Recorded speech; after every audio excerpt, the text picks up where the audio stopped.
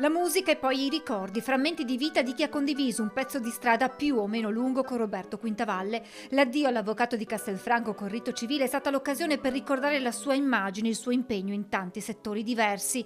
Inevitabile non ricordare il caso che aveva scioccato la Marca e non solo, il rapimento e l'omicidio di Iole Tassitani. Lui, avvocato difensore della famiglia, nel processo sulla vicenda aveva scritto il libro La mia verità. Spetta all'amico di una vita, Carlo Simoni, guidare la cerimonia. Ricorda i primi incontri quando Quintavalle era già un affermato professionista, una personalità.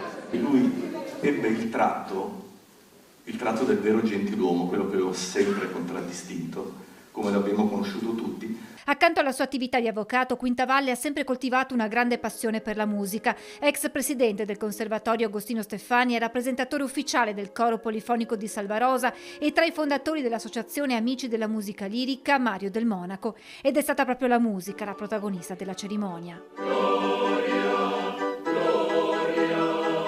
Il ricordo di chi ha lavorato accanto a lui nelle sue tante attività, come il direttore del Conservatorio Steffani, Paolo Troncon, ha raccontato come Quintavalle, da presidente, abbia creato un ambiente di lavoro positivo per i suoi collaboratori. Lui, attraverso il suo modo di fare, affabile, sempre rispettoso, ha creato le condizioni per un direttore nuovo, che era appena arrivato, parlo del 2010, di poter fare quello che doveva fare.